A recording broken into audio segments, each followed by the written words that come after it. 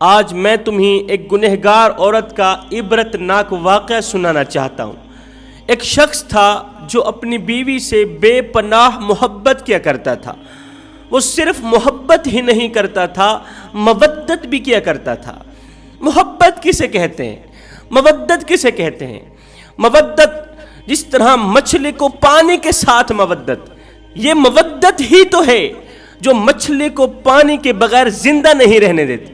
جس طرح مچھلی کو پانی کے ساتھ مودت ہے کہ مچھلی پانی کے بغیر زندہ نہیں رہ سکتی، اسی طرح اس شخص کو اپنی بیوی سے محبت کے ساتھ ساتھ مودت بھی تھی۔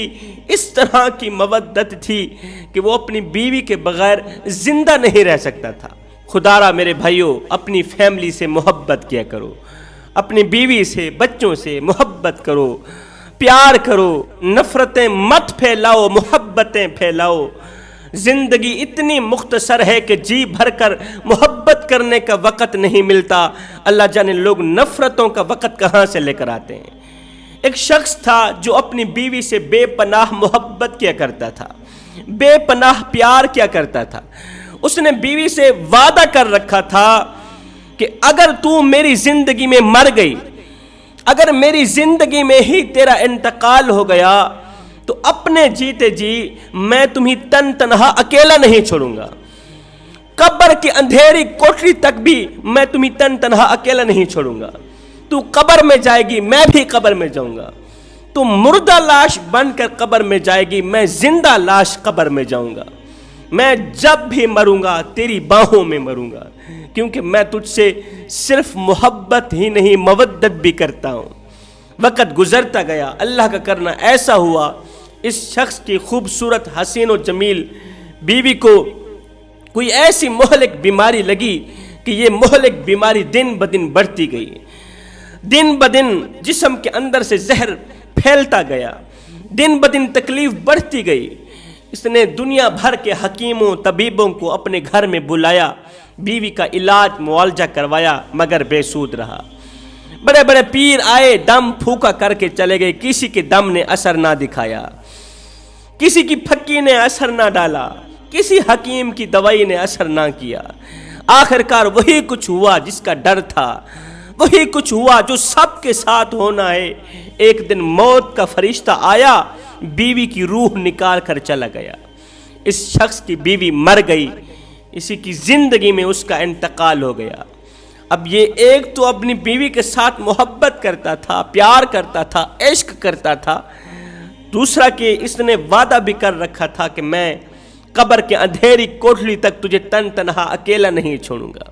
بیوی کو غسل دیا گیا، کفن پہنایا گیا، اس کا جنازہ پڑھایا گیا۔ جنازہ پڑھانے کے بعد اس نے اپنے عزیز و اقارب کو کہا کہ میں نے اپنی بیوی سے وعدہ کر رکھا تھا کہ اگر تو میری زندگی میں مر گئی، میں تجھ سے اتنا پیار کرتا ہوں، اتنی محبت کرتا ہوں، قبر کی اندھیری کوٹلی تک تجھے اکیلا نہیں چھوڑوں گا۔ میں نے جب بھی مرنا ہے تیری باہوں میں ہی مرنا ہے۔ عزیز و اقارب نے سمجھایا کہ یہ تو کیا کہہ رہا ہے، کوئی کسی کے بغیر نہیں مرتا، نظام چلتا ہی رہتا ہے۔ لاکھوں کروڑوں اربوں کی تعداد میں لوگ کہتے تھے جب ہم لوگ مر جائیں گے تو یہ دفتر بند ہو جائیں گے، یہ فیکٹریاں، یہ ملیں، یہ نظام سب کے سب دھرے کے دھرے رہ جائیں گے۔ جھوٹ بولتے تھے جو یہ کہتے تھے کہ ہمارے مر جانے کے بعد نظام بند ہو جائے گا، نظام کا چلنا محال ہو جائے گا۔ جھوٹ بولا کرتے تھے، وہی نظام چل رہے ہیں، وہی فیکٹریاں چل رہی ہیں۔ یہ صرف قصے کہانیاں ہیں۔ لوگ کہتے ہیں میں اس کے بغیر زندہ نہیں رہ پاؤں گا، اور تو کہتا ہے میں بیوی کی قبر کی اندھیری کوٹری میں سونا چاہتا ہوں، یہ ہرگز نہیں ہو سکتا۔ اس شخص نے بڑا ہی تنگ کیا عزیز و اقارب کو کہ میں اپنی بیوی کے بغیر زندہ ہرگز نہیں رہ پاؤں گا، لہٰذا مجھے بیوی کے ساتھ ہی قبر کی اندھیری کوٹری میں سلا دو۔ جب اس نے کافی زیادہ ضد کی، بار بار اصرار کیا، تو عزیز و اقارب مان ہی گئے۔ عزیز و اقارب نے کیا کیا، قبر کی اندھیری کوٹلی میں پہلے بیوی کو سلایا، مردہ لاش کو سلایا، پھر ساتھ میں زندہ لاش کو بھی سلا دیا۔ اوپر سے تھوڑی تھوڑی مٹی دے کر قبر کا منہ بند کر دیا۔ تھوڑی تھوڑی مٹی اس لیے دی کہ اس سوچ کی بنیاد پر ہو سکتا ہے تھوڑی دیر کے بعد یہ شخص باہر نکلنے کی کوشش کرے۔ ابھی عزیز و اقارب نے قبر کا منہ بند کیا ہی تھا کہ اندر سے ایک دم زور سے چیخ نکلی، چیخ کی آواز آئی۔ یہ شخص چیخا، چلایا کہ مجھے بچاؤ، مجھے بچاؤ۔ ہائے! ایک دم عزیز و اقارب نے قبر سے مٹی ہٹائی تو دیکھ کر حیران رہ گئے، دیکھ کر ہر کسی کی زبان پر استغفر اللہ نکلنے لگا۔ دیکھ کر حیران رہ گئے کہ ایک ہی پل کے اندر، ایک ہی لمحے کے اندر بیوی کی زبان کو بھی سانپ کھا رہا ہے، بیوی کی آنکھوں کو بھی سانپ کھا رہا ہے۔ ایک ہی پل کے اندر ایک سانپ غیب سے اندر سے آیا ہے، اللہ کے حکم پر وہ بیوی کی زبان بھی کھا رہا ہے، بیوی کی آنکھیں بھی کھا رہا ہے۔ یہ شوہر جلدی جلدی باہر نکلا، مجھے بچاؤ، مجھے بچاؤ، جلدی سے قبر سے باہر نکلا، اوپر سے مٹی دی، قبر بند ہو گئی۔ اب یہ شخص حضرت سیدنا عیسیٰ علیہ السلام کے پاس گیا، یہ شوہر حضرت سیدنا عیسیٰ علیہ السلام کے پاس گیا، کہا حضرت میں اپنی بیوی سے بے پناہ محبت کیا کرتا تھا، میں نے وعدہ کر رکھا تھا کہ میں جب تو مرے گی میں تیرے ساتھ ہی قبر کی اندھیری کوٹھری میں سوں گا۔ خوفناک، خطرناک، زہریلا سانپ نمودار ہوا، اس نے آ کر میری بیوی کی زبان کو کاٹا، میری بیوی کی آنکھیں کھانے لگا، زبان کھانے لگا۔ آپ سے پوچھنا چاہتا ہوں، آپ مردوں کو زندہ کرنے والے ہیں، میری بیوی کو زندہ کر کے اتنا پوچھ کے بتا دیں کہ آخر وہ دنیا میں کون سا ایسا گناہ کیا کرتی تھی جس گناہ کی وجہ سے اسے اتنا عذاب ملا کہ اللہ نے ایک سانپ مسلط کر دیا۔ یہ شخص عیسیٰ علیہ السلام اللہ کے نبی کو بیوی کی قبر پر لے گیا۔ اللہ کے نبی نے 2 رکعت نماز نفل پڑھی۔ 2 رکعت نماز کے بعد اللہ کے نبی نے حکم دیا، اے مردہ عورت، اللہ کے حکم سے زندہ صحیح سلامت ہو کر قبر سے باہر نکلا۔ آپ کا حکم سنتے ہی کپڑوں سے مٹی جھاڑتی ہوئی ایک دم قبر پھٹی، مردہ عورت کپڑوں سے مٹی جھاڑتی ہوئی باہر نکلی۔ عیسیٰ علیہ السلام نے پوچھا، اتنا بتا دے کہ تو دنیا میں کون سا ایسا گناہ کیا کرتی تھی جس گناہ کی وجہ سے تجھے اتنا بڑا عذاب مل رہا ہے کہ اللہ نے ایک سانپ کی ڈیوٹی لگا رکھی ہے تیرے اوپر۔